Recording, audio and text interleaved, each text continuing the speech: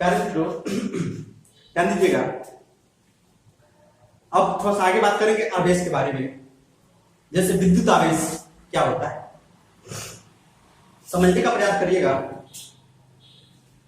कि हम समझते हैं कि विद्युत जो आवेश होता है, आवेश क्या होता है, इस बात को समझिए तो आवेश को हम दैनिक जीवन में अच्छी तरह समझ पाते हैं। आपने देखा होगा कभी कभी हम जब कपड़ा पहनते हैं या कपड़ा निकालते हैं तो चट चट से आवाज आती है या चिंगारी निकलती हुई प्रतीत होती है। हमने देखा है आसपास, कभी कभी हम बाल झाड़ते हैं तभी कंघी भी आवाज करती है चट चट सी। तो इस बात को, ये बात ऐसा थोड़े है कि अभी हम इस बात को जानते हैं, ऐसा नहीं। जब पृथ्वी की उत्पत्ति हुई थी तभी से ऐसा है, लेकिन हम समझ नहीं पा रहे थे कि आखिरकार यह क्या हो रहा है। हम इस बात को समझ नहीं पा रहे थे, लेकिन इस बात को एक वैज्ञानिक हुए, उनका नाम था बेंजामिन फ्रैंकलिन। बेंजामिन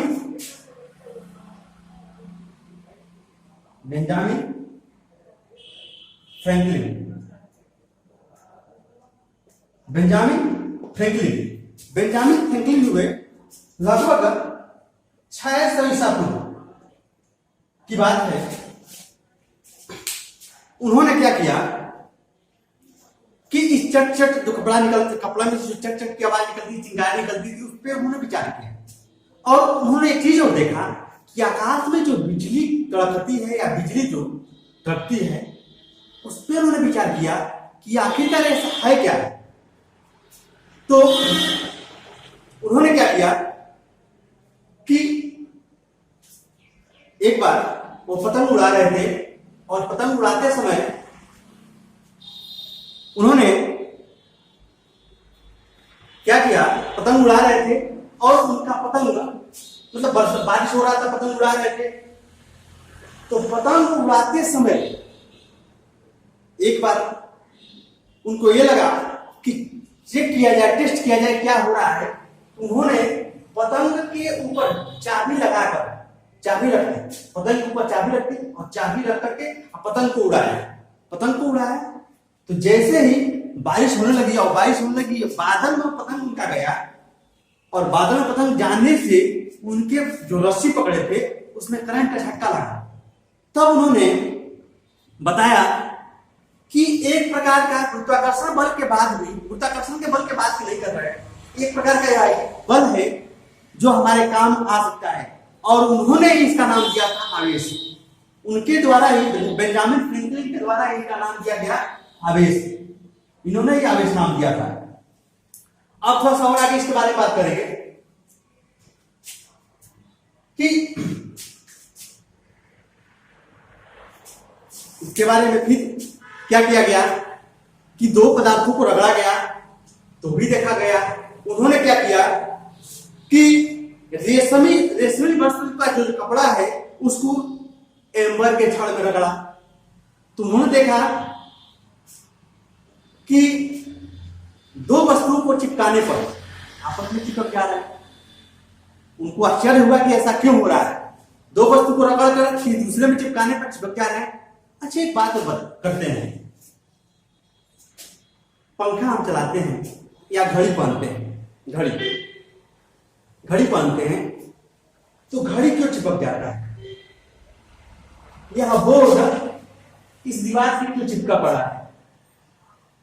इसका मतलब यह है कि इस दीवार और इसके बीच कोई ना कोई बल कार्य कर रहा है जिसके कारण यह जुड़ा हुआ है। एक बात बताइए कि जब हम दो चुंबक को या एक ही चुंबक को तोड़कर चिपकाते हैं, दोनों एक दूसरे को प्रतिकर्षित करता है। उसके विपरीत ध्रुव को लगाने की बात नहीं करें, समान ध्रुव को एक साथ लाए वह दूर दूर होता है। तो हम यह बात समझ सकते हैं कि जब,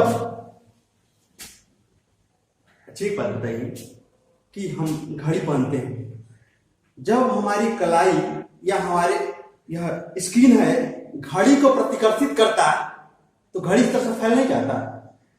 जब हम फैन को दीवार में चिपकाते तो उस पर ग्रेविटेशनल फोर्स कार्य करता है और वह चिपक नहीं पाता।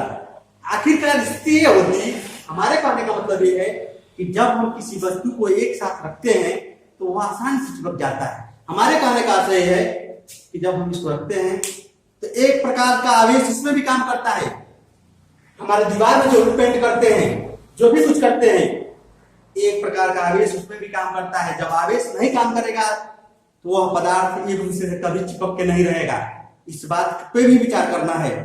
तो उन्होंने, बेंजामिन फ्रैंकलिन ने पदार्थों को रगड़ा और उन्होंने एक आश्चर्य चीज देखा कि चिपक रहा है। चिपकने के बाद, कुछ समय चिपकने के बाद वह चिपकना समाप्त हो जाता था। तो इसका मतलब सोचने लगे कि ऐसा क्या हो रहा है। तो उन्होंने क्या किया कि जो दो पदार्थों को उन्होंने रगड़ा, जैसे कि मान लेते कांच और गंधक, कांच और प्लास्टिक को रगड़ा उन्होंने, कांच और प्लास्टिक को रगड़ा तो एक पर दोनों पर आवेश आ गया। तो उन्होंने देखा कुछ समय बाद चिपकाने पर यह फिर क्या हो जाता है, दूर हो जा रहा था। तो इससे भी पता चला कि आखिर का ऐसा क्या हो रहा है। तो हम समझ रहे हैं कि जब इसके पास कुछ आ रहा है और इसके पास भी कुछ आ रहा है और जब दोनों के ही पास आ रहा है, चिपक जा रहा है, कुछ समय बाद दोनों इक्वल हो जा रहा है और फिर दोनों दूर दूर हो जा रहा है। इससे पता चल रहा है कि जो इसके पास है वह इसके पास भी हो गया, जो इसके पास है वो भी इसके पास हो गया। इसका मतलब कि दोनों आपस में बराबर हो गए। इसका मतलब यह है कि सपोज हम मान लेते हैं कि 5 प्लस इसके पास था और 3 माइनस इसके पास है, दोनों मिला के हो गए यहाँ पे क्या, हम कहेंगे +3 इसके पास था प्लस -3 इसके पास, तो दोनों मिला के 0 हो गए। और जब दोनों स्थिति में 0 हो जाएंगे तो दोनों एक दूसरे से दूर दूर हो जाएंगे। इससे पता चल रहा है कि जब किसी पदार्थ में कुछ गुण आता है तो एक दूसरे से चिपकते हैं, कुछ समय बाद दोनों अलग अलग हो जाते हैं। इसी बात को बेंजामिन फ्रैंकलिन ने बताया कि कुछ समय बाद दोनों का मान 0-0 हो जा रहा है, दोनों के पास आवेश 0-0 हो जा रहा है। रगड़ने के पास एक पास आवेश आ रहा है, एक पास आवेश नहीं आ रहा है, मतलब एक बार दूसरा आवेश एक प्रकार, एक के पास दूसरे प्रकार का आवेश आ रहा है। इसलिए पता चल रहा है, उन्होंने यहीं से एक कॉन्सेप्ट का नाम दिया और उन्होंने नाम दिया कि आवेश दो प्रकार के होंगे, एक धन और एक ऋण। क्यों धन और ऋण होंगे? क्योंकि जब दोनों पदार्थों को एक पास रख रहे हैं तो दोनों का मान कुछ समय बाद 0 हो जा रहा है। और हम जानते हैं कि प्लस और माइनस, 5 प्लस और 5 माइनस रखेंगे तो दोनों का मान क्या हो जाएगा, आपस में 0 हो जाएगा। इसी सिद्धांत को बीजगणितीय योग के अनुसार धनात्मक और ऋणात्मक मान रखा गया है। थोड़ा सा बात कर लेते हैं। कुछ हमारे पास मूल कण होते हैं, इलेक्ट्रॉन होता है, प्रोटॉन होता है और न्यूट्रॉन होता है। इलेक्ट्रॉन के पास आवेश जो होता है 1.6 × 10⁻19 कूलम और प्रोटॉन के पास होता है 1.6 × 10⁻19 कूलम। और न्यूट्रॉन होता है आवेश रहित होता है, इसके पास आवेश नहीं होता। इसका द्रव्यमान होता है, इलेक्ट्रॉन का द्रव्यमान होता है 9.1 × 10⁻13 किलोग्राम। प्रोटॉन के पास होता है 1.67 × 10⁻27 किलोग्राम। और न्यूट्रॉन के पास जो मास होता है 1.67 × 10⁻27 किलोग्राम।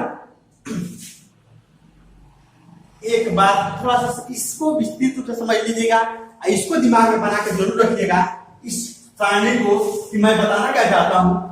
फैराडे के प्रयोगों के अनुसार फैराडे ने, उन्होंने बताया कि हम कैसे पता करेंगे कि कौन पदार्थ ऋण आवेशित है और कौन पदार्थ धन आवेशित है।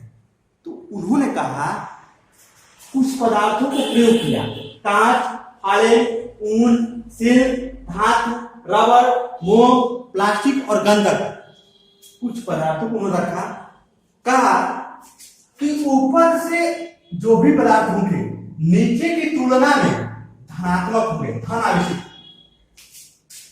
नीचे की तरफ ऋण आवेशित और ऊपर की तरफ धन आवेशित। जैसे कि कांच और फालेन का तुलना कराएंगे तो कांच धन आवेश और फालेन ऋण आवेश। रबर और गंधक का तुलना कराएंगे, रबर का किसी के साथ तुलना कराएंगे तो रबर के साथ रबर धन होगा तो ऋण हो जाएगा, ये भी ऋण हो जाएगा, ये भी ऋण हो जाएगा। अगर ये धन होगा तो ये ऋण होगा। इसका मतलब यह है कि ऊपर वाला जिसका तुलना कराएंगे ऊपर वाला धन होगा, नीचे वाला ऋण हो जाएगा। मान लीजिए प्लास्टिक और गंधक में प्लास्टिक धन हो जाएगा या ऋण हो जाएगा, इसके सापेक्ष या ऋण हो जाएगा या धन हो जाएगा। इस बात को समझिएगा कि नीचे की तरफ जो भी होगा, जो नीचे की तरफ होगा वो ऋण आवेशित पदार्थ होगा, जो ऊपर की तरफ होगा वह धन आवेशित पदार्थ होगा। इस सारणी इसको अच्छी तरह से आप दिमाग में बना लीजिएगा। इस बात को हम आगे बताने वाले हैं और नेक्स्ट वीडियो मैं जल्द ही डालने वाला हूं। आप इसमें जरूर कमेंट करें और बताएं कि आपको कैसा लग रहा है, और थोड़ा सा जो भी कुछ कमियां रह गई हैं आप बताएं इस पे कि हम इस पे कैसे काम करें। और हम कहेंगे कि आप इसको अच्छे तरह से देखें और ध्यानपूर्वक देखें। और आपसे एक संदेश है कि जो भी वीडियो हम बना रहे हैं या जो भी चीजें समझा रहे हैं, आपको एनसीईआरटी का टोटली कंटेंट मिलने वाला है। मैं किसी भी टॉपिक को मैं छोड़ूंगा नहीं, प्रत्येक टॉपिक को आपको वीडियो के माध्यम से प्रोवाइड करा दूंगा। अगर उसमें कुछ कमी होगा तो मैं आपको किसी भी तरीके से समझाने का प्रयास करूंगा, और आप लोग इसको ध्यान से देखें और जो भी है नोट्स बनाने का प्रयास करें। धन्यवाद।